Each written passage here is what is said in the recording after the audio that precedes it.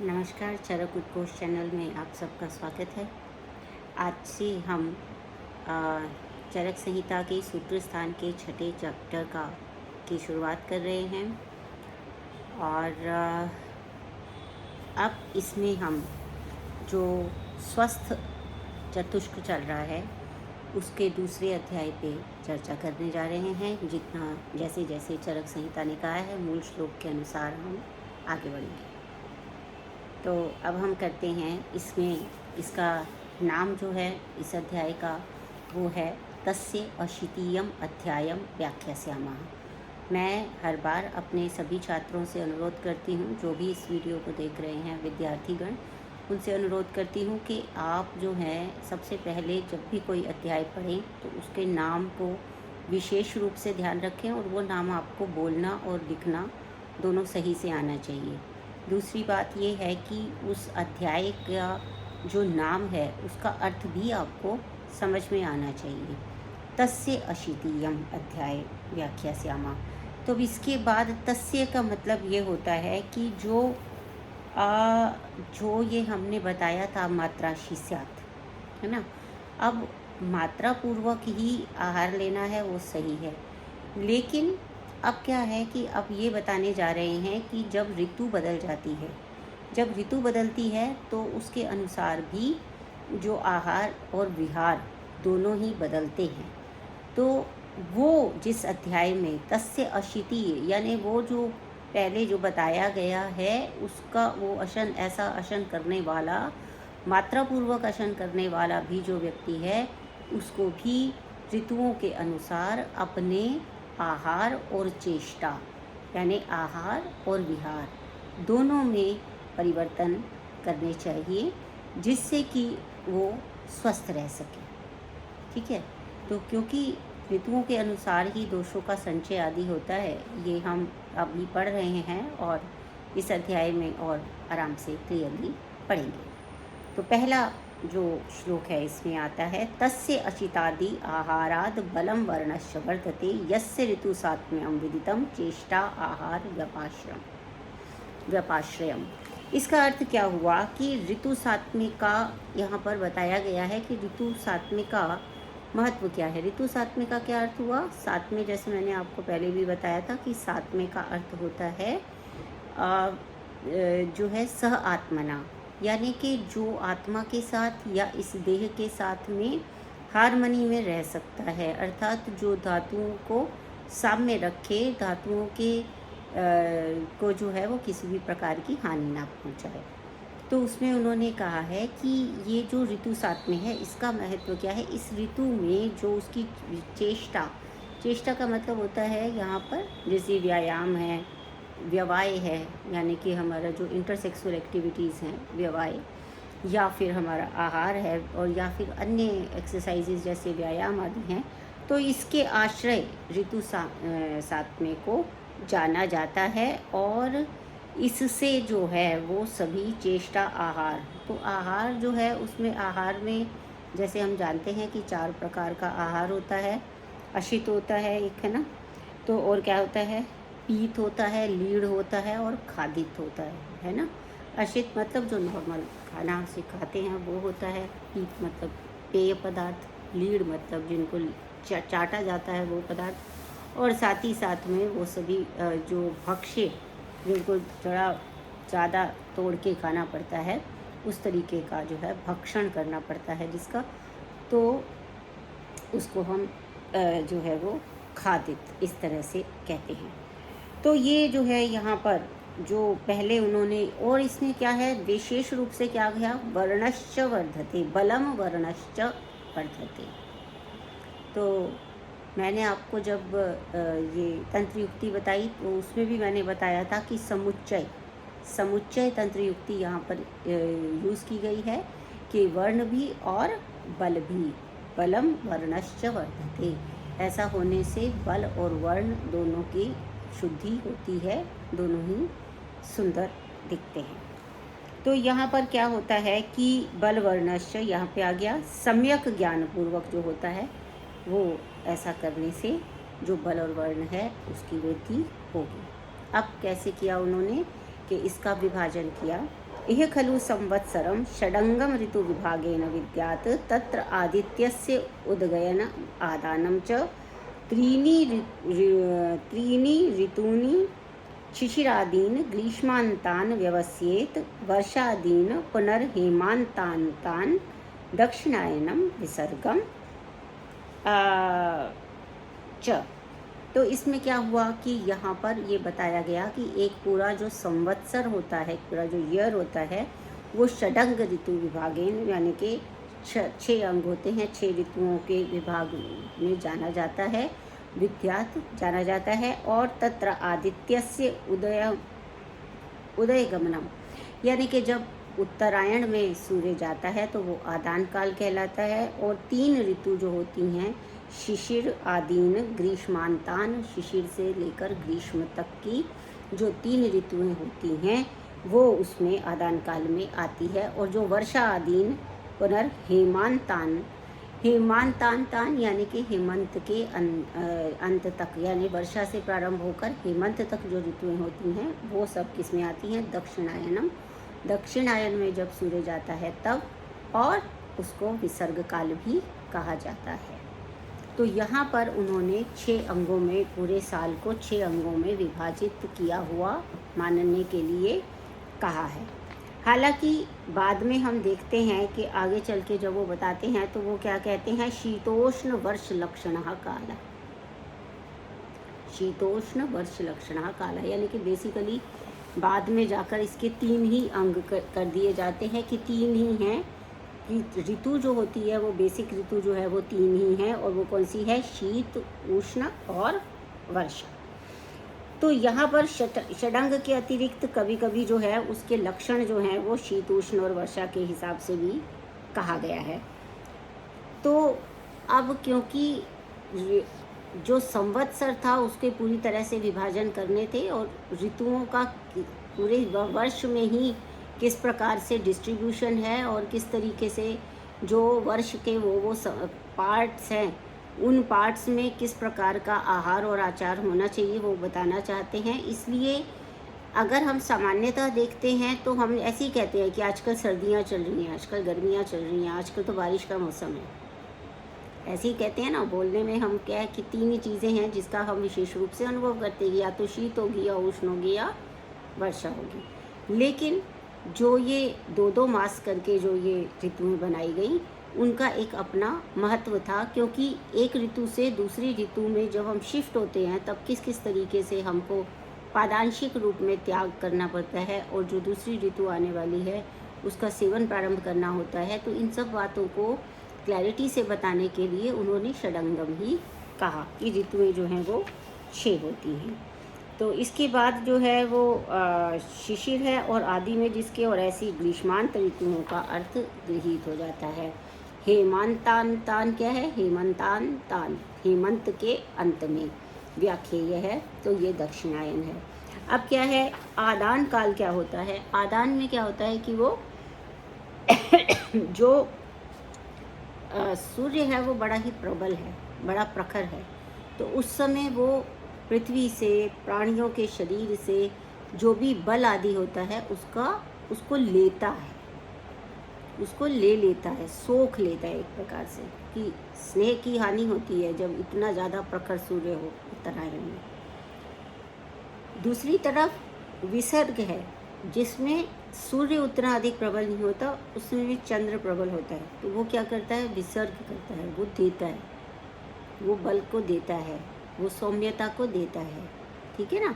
तो वो जो धातुएं हैं उनके पोषण में सहायक होता है, तो वो विसर्ग काल होता है। और उसको जो है यहाँ पर प्रारंभ किया गया वर्षा से लेकर और हेमंत तक, यानी वर्षा, शरद, हेमंत और शिशिर, वसंत, ग्रीष्म। ये शिशिर, वसंत, ग्रीष्म जो हैं वो आदान काल की ऋतुएं हैं, जबकि वर्षा, शरद, हेमंत जो हैं वो विसर्ग काल की ऋतुएं हैं। आदान काल में सूर्य उत्तरायण में होता है, विसर्ग काल में सूर्य दक्षिणायन में होता है। आदान काल में जो बल आदि है उनका ह्रास होता है, क्योंकि उस समय जो सूर्य होता है उसकी जो प्रखरता है, उसकी जो उष्णता है, वो शरीर से स्नेहांश का भी और बल का भी, रस अंश का भी जो है वो सोखता है उसको वो सुखाता है।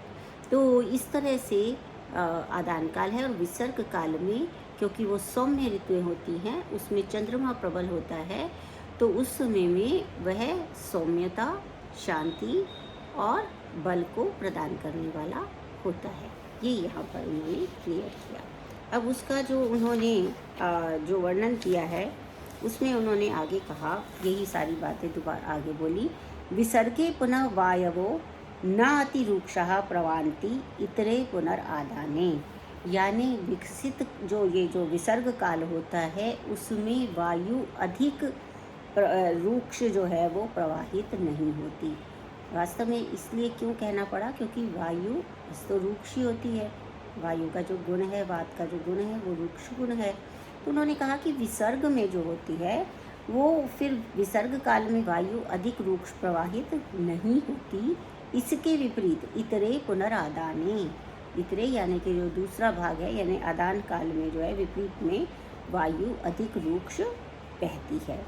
फिर क्या कहते हैं, सोमश्च अव्याहत बलः शिशिराभिर्भाभिर आपूर्यन जगत आप्यायति शश्वत। इसका अर्थ ये हुआ कि इस समय जो है विसर्ग काल में चंद्रमा अव्याहत बल होता है, यानी कि चंद्रमा को व्याहत होता है बाधित करना, रोकना, ऑब्स्ट्रक्शन। तो चंद्रमा जो है इस समय में बलवान है और वो उसको कोई बाधा नहीं है, उसे कोई रोक नहीं सकता। जैसे मैंने आपको बताया कि विसर्ग काल में जो चंद्रमा होता है वो प्रबल होता है। तो यहाँ उन्होंने बताया कि चंद्रमा अव्याहत बल वाला पूर्ण बलवान होता है और क्या करता है, शिशिराभिर भाभिर, अपनी जो शीतल किरणें हैं, भावी का मतलब होता है किरण, शीतल किरणों से क्या करता है, जगत, पूरे जगत को, विश्व को निरंतर क्या करता है, आप्यायति शश्वत। शश्वत मतलब निरंतर करता रहता है, आप्यायित करता रहता है। आप्यायित का अर्थ होता है उसका पूर्ण करना, उसका पोषण करना, उसको बल प्रदान करना, है ना, पुष्टि करना। तो वो ये करता रहता है इस समय में, विसर्ग काल में। और विसर्ग क्या, अतो विसर्गः सौम्यः, इसलिए विसर्ग को सौम्य काल कहा गया है। आदानम पुनः आग्नेयम, और आदान काल क्या है, आग्नेय है, क्योंकि प्रबल है वहाँ पे सूर्य। तावेत अर्क वायु सोमश्च काल स्वभाव मार्ग परिगृहीतः काल ऋतु रस दोष देह बल निर्वृत्ति प्रत्यभूतः समुपदिश्यन्ते। क्योंकि आदान काल जो है वो आग्नेय है, इसलिए दोनों सूर्य तथा वायु एवं चंद्रमा समय की स्वाभाविक गति से मार्ग ग्रहण किए हुए क्या है, काल ऋतु रस दोष देह बल की उत्पत्ति में कारणभूत उपदिष्ट किए जाते हैं, बताए जाते हैं। इसका अर्थ क्या हुआ कि यहाँ पर उन्होंने जो पहले तो विसर्ग काल के बारे में बता दिया कि उस समय में वायु अधिक रूक्ष नहीं होती है, और दूसरा बताया कि वायु अधिक रूक्ष नहीं होती और वो सौम्य माना जाता है क्योंकि चंद्रमा जो है वो अपनी किरणों से सबको पोषण और शीतलता प्रदान कर रहा है। लेकिन जो दूसरा भाग है वो आग्नेय है, तो उसमें बिल्कुल ऑपोजिट होगा, क्योंकि वो जो सूर्य है वो सब चीज़ों को सोख लेगा और वायु अधिक रूक्षता वाली बहेगी।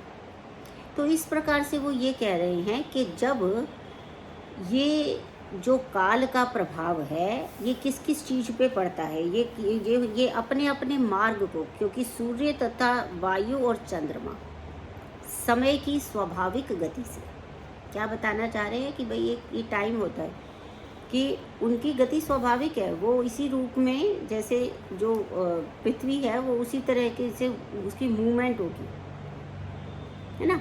तो वो जो मूवमेंट है वो काल का अपना स्वभाव है, उसमें कोई रोक नहीं सकता कि भाई अब की बार जो है वो सर्दी जल्दी आ जाए, थोड़ी ज़्यादा दिन रह ले, थोड़ी गर्मी कम हो जाए, ऐसा नहीं है। वो जो काल का स्वभाव है, काल के हिसाब से वो ऋतुएं अपने आप आती चली जाती हैं और उसी के अनुसार जो सूर्य है, चंद्रमा है या वायु है, उसकी वो है स्वभाव मार्गगता, अपने अपने मार्ग में स्वभावतः जाते हैं। सूर्य स्वभाव से उस समय उत्तरायण में चला जाता है, वायु स्वभाव से उस समय जो है वो ज़्यादा रुक्ष हो जाती है, और जो सौम्य भाव जो विसर्ग काल आ जाता है तो उस समय वो दक्षिणायन में हो जाता है। वो अपने आप काल की गति है, उसमें कोई रेगुलेटर, वो अपने आप रेगुलेटेड है ना। तो वो अपने आप काल की स्वभाव की गति से ये सब अपने अपने मार्ग पे चलते रहते हैं और उसी से काल बदलता है, उसी से ऋतु बदलती है, उसी से दोषों पे प्रभाव पड़ता है, उसी से देह बल पे प्रभाव पड़ता है। उसमें उत्पत्ति में कारणभूत क्या है?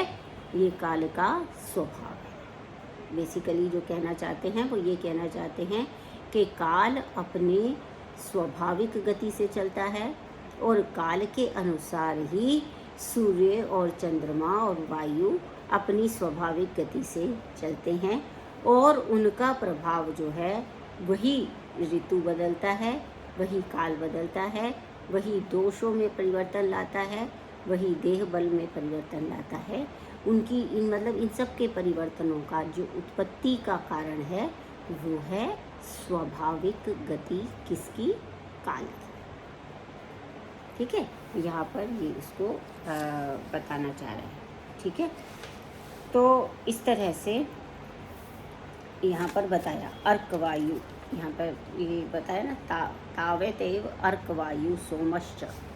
ठीक है ना, अर्कवायु सोमश्च यानी अर्क यानी सूर्य, वायु और सोम यानी चंद्रमा, ये सब अपनी अपनी गति से काम करते हैं। तो इसमें हम देखते हैं कि एक यहाँ पर बताया गया है, एक मतलब बता सकते हैं यहाँ पर कि कौन सी तंत्र युक्ति प्रयोग में आई है। तो वो तंत्र युक्ति प्रयोग में आई है प्रतिलोम तंत्र युक्ति, क्योंकि सिद्धि स्थान 12वें अध्याय में हमने अभी सब तंत्र युक्ति मैंने आपको क्लियर की है। उसमें 36 तंत्र युक्तियों का निर्देश किया गया है, लेकिन कहीं पर भी कोई ऐसी प्रतिलोम तंत्र युक्ति का उल्लेख नहीं है। वहाँ पर भी मतलब चक्रपाणि ने कहीं पे भी प्रतिलोम तंत्र युक्ति का प्रयोग नहीं किया है, लेकिन उसी प्रसंग में व्याख्या को, जब ये तंत्र युक्ति बता रहे थे, मैंने आपको पीछे बताया था कि व्याख्या जो है उसको बताया है कि 15 प्रकार का माना है।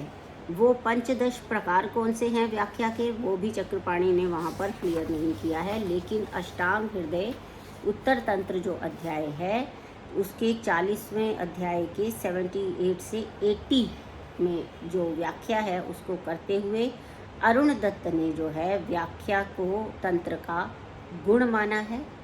ठीक है, वहाँ जब हमने तंत्र युक्ति पढ़ी थी तो वहाँ कहीं प्रतिलोम तंत्र युक्ति का वर्णन नहीं था, लेकिन वहाँ पर एक व्याख्या आया था और उसमें क्या कहा था कि व्याख्या 15 प्रकार की होती है, चक्रपाणि ने बताया। मगर वो कौन से 15 प्रकार की होती है ये सब उन्होंने नहीं बताया। पर अष्टांग हृदय के उत्तर तंत्र के 40वें अध्याय में जो है 78 से 80 नंबर जो श्लोक है उसमें उत्तर स्थान जो है अष्टांग हृदय का, उसमें जो है 15 प्रकार की व्याख्या बताई और उस 15 प्रकार की व्याख्या में 15 प्रकारों का उल्लेख है और वो व्याख्या जो है वही तंत्र से गुणः तंत्र गुण बताए गए हैं। ताभिरभि तंत्रम अलंक्रियते ताश्च 15 प्रकारा, तंत्र को जो अलंकृत करता है, हमने तंत्र युक्ति में भी पढ़ा था कि वो तंत्र को कैसा करता है, प्रसादनम। प्रसादनम का अर्थ भी क्या था, अलंकृत करता है ना। विचित्राभिभूषितम ये शब्द आया था तंत्र युक्ति में, आपको ध्यान होगा। अगर आप सभी वीडियोस को देखेंगे तो आपको एक का दूसरे के साथ में अवश्य ही तारतम्य मिलेगा, क्योंकि ये चरक की व्याख्या है। चरक में जो है बहुत ही अच्छी तरह से सारे विषय को कहा गया है। तो एक वीडियो सुनते हैं आप, उससे बात नहीं बनेगी। मेरा अनुरोध है कि सभी वीडियोस शुरू से लेके सुनिए, जब समय मिले फुर्सत में सुनिए और बार बार सुनिए ताकि आपके कंसेप्ट क्लियर होते चले जाएं। खैर, तो इसमें जो है उन्होंने 15 प्रकार के बता दिए और उसे ही तंत्र गुण भी कहा गया है। और वो क्या है, तद यथा पिंड पद पदार्थ अधिकरण प्रकरण अर्थ कृच्छ फल उच्चितक न्यास प्रयोजन अनुलोम प्रतिलोम अति सूत्र सम्मत समस्त व्याख्या, ये सारे दिए। तद यथा ये जो 15 प्रकार हैं व्याख्या के, जो 15 प्रकार हैं, व्याख्या अपि तंत्रस्य गुणः, व्याख्या को भी तंत्र का गुण माना गया है। व्याख्या को भी तंत्र का गुण माना गया है और उसके 15 प्रकार होते हैं, जिसमें आता है पिंड, पद, पदार्थ, अधिकरण, प्रकरण, अर्थ, कृच्छ, फल, उच्चितक, न्यास, प्रयोजन, अनुलोम, प्रतिलोम, अतिसूत्र। समस्त व्याख्या। इस प्रतिलोम तंत्र युक्ति गुण जो कि व्याख्या का भेद है का उल्लेख है और आचार्य अरुण दत्त ने इन सब की विस्तृत व्याख्या की है। लेकिन तंत्र गुण प्रयोजन व्याख्या के बाद अवशिष्ट जो 4 तंत्र गुण हैं उसका कोई भी वर्णन कहीं पे अनुलोम, प्रतिलोम, अतिसूत्र और समस्त व्याख्या इसका कहीं भी विवरण प्राप्त नहीं है। लेकिन यहाँ पर क्या कहा है कि जैसे प्रस्तुत प्रसंग में आदान का निर्देश पहले मतलब कि पहले निर्देश ना करके विसर्ग का निर्देश पूर्व में किया गया है, यही प्रतिलोम तंत्र युक्ति है। सामान्यता क्या किया जाता है देखते हैं हम। सामान्यता आचार्य जिस भी चीज़ को पहले संक्षेप में बताते हैं यानी शॉर्ट में बताते हैं उसी क्रम में उसको बाद में लेते हैं। लेकिन यहाँ आप देखेंगे कि पहले उन्होंने जो वर्णन किया वो किसका किया, पहले आदान बताया था, है ना। जब हम पहले पढ़ रहे थे तो सबसे पहले उन्होंने आदान बताया, संक्षेप में जब वर्णन किया आदान बताया। लेकिन बाद में जब उसको व्याख्यायित किया तो उन्होंने पहले विसर्ग बताया। तो यही जो है वो प्रतिलोम तंत्र युक्ति है, क्योंकि आचार्य सामान्यता जो है संक्षेप में जिन विषयों को पहले उल्लेख करते हैं उनका वर्णन उसी क्रम में रखते हैं। लेकिन यहाँ पर उन्होंने इस क्रम को बदल दिया। तो इसीलिए प्रतिलोम तंत्र युक्ति का परिचालन स्वरूप होने के कारण तंत्र का दोष ना होकर के तंत्र का गुण माना जाता है।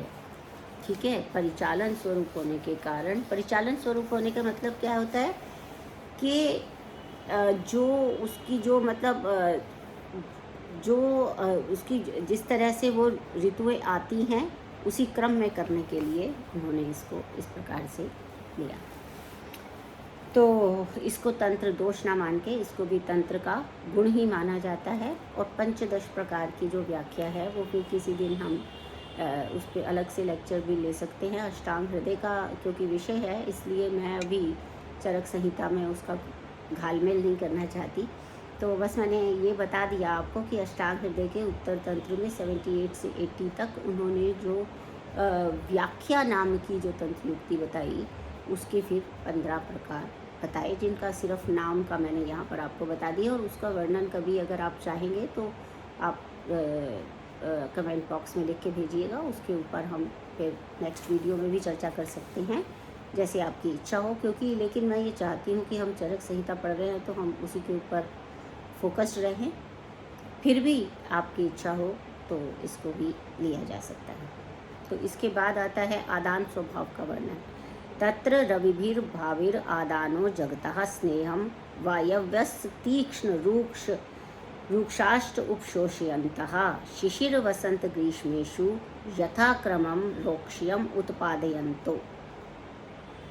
इसका अर्थ क्या हुआ, तत्र रवि भाविर, अब गैर रवि की सूर्य की जो किरणें होती हैं, जगत का जो स्नेह है, जगतः स्नेहम वायवस्य तीक्ष्ण रूक्षाश्च उपशोषयन्तः, वायु का तीव्र और रूक्ष वायु जो है वो स्नेह अंश को क्या करती है, उपशोषयंता शोषित करते हुए शिशिर वसंत ग्रीष्मेषु, शिशिर वसंत और ग्रीष्म ऋतुओं में क्रमशः यथाक्रम रोक्ष्यम उत्पादयन्तो, क्रमशः ज़्यादा जैसे शिशिर में कम रुक्षता होगी उससे ज़्यादा वसंत में होगी और सबसे ज़्यादा ग्रीष्म में करते हुए क्या करते हैं, रसांस तिक्त कषाये कटुकांश्च अभिवर्धयन्तो नृणाम दौर्बल्यम आवहन्ति।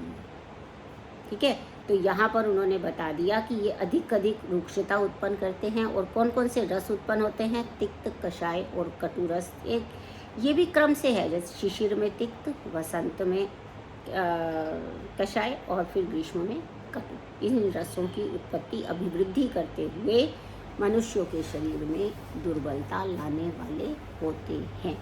तो यहाँ पर उन्होंने देह बल बता दिया, ऋतु बता दी, काल का स्वाभाविक गति बता दी। जो उन्होंने कहा था वायु बता दिया कि वायु कैसा होता है, तीव्र होता है, तीक्ष्ण होता है, रुक्ष होता है, ये भी उन्होंने यहाँ पर बता दिया। तो आदान के स्वभाव का वर्णन इस प्रकार से किया गया है।